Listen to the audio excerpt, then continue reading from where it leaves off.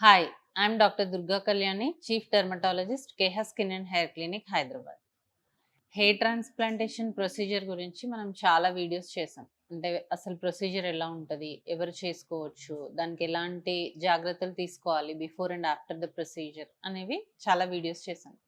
అయితే కొంతమంది అడుగుతున్న క్వెషన్ ఏంటి అంటే, కిలాయిడ్ టెండెన్సీ ఉన్నవాళ్ళు హెయిర్ ట్రాన్స్‌ప్లాంటేషన్ చేసుకోవచ్చా అని. అసలు ఈ కిలాయిడ్ అంటే ఏంటి అంటే, కొంతమందికి ఎక్కడైతే యాక్సిడెంట్ గానీ, బర్న్ గానీ, పెద్ద పింపుల్స్ కానీ, సర్జరీస్ కానీ అవుతాయో అక్కడ హీల్ అయ్యేటప్పుడు పెద్ద స్కార్ ఫార్మ్ అవుతుంది. దాన్నే కిలాయిడ్ అంటారు. అంటే స్కిన్ ఇలా ఉంటుంది. దానిపైన ఎత్తుగా గడ్డల్లాగా ఫార్మ్ అవుతూ ఉంటుంది. సో, మనము ఎప్పుడైనా సర్జరీస్ చేసినప్పుడు ఇట్లాంటి టెండెన్సీ ఉన్న వాళ్ళకి ఇంకా ఎక్కువ ఫార్మ్ అయ్యే ఛాన్స్ ఉంటుంది.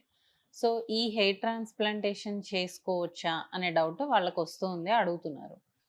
సో, కిలాయిడ్ టెండెన్సీ ఉన్నవాళ్ళు ఇన్ కేస్ యంగర్ పేషెంట్స్ వాళ్ళకి చేసుకోవాలని ఉంది, బట్టతల ఉంది, ప్రాపర్ డోనర్ ఉంది అన్నప్పుడు మనమేం చేస్తాము అంటే, కొంచెం ఏరియాకి ఫస్ట్ చేయడం జరుగుతది. ఆ ఏరియాని మనం అబ్జర్వేషన్‌లో ఉంచి 2-3 మంత్స్ ఇన్ కేస్ వాళ్ళకక్కడ ఏ స్కార్ ఫార్మ్ అవ్వట్లేదు, మంచిగా హీల్ అవుతుంది, హెయిర్ బాగా వస్తుంది అనుకున్న తర్వాత ఎంటైర్ ఏరియా చేయడం జరుగుతది.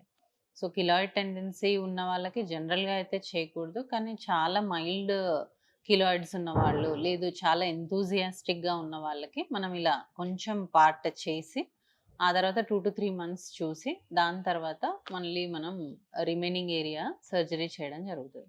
వీళ్ళకి నార్మల్ పేషెంట్స్ లాగే ప్రీ అండ్ పోస్ట్ కేర్ అనేది సేమ్ ఉంటుంది. ఎక్స్‌ట్రాగా యూజ్ చేయాల్సిందేం లేదు.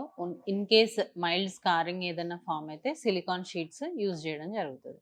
సో, ఇంకా మీకు దీని గురించి ఏదైనా డౌట్స్ ఉంటే మీరు ఈ కింద కనిపిస్తున్న నంబర్‌కి కాల్ చేయొచ్చు.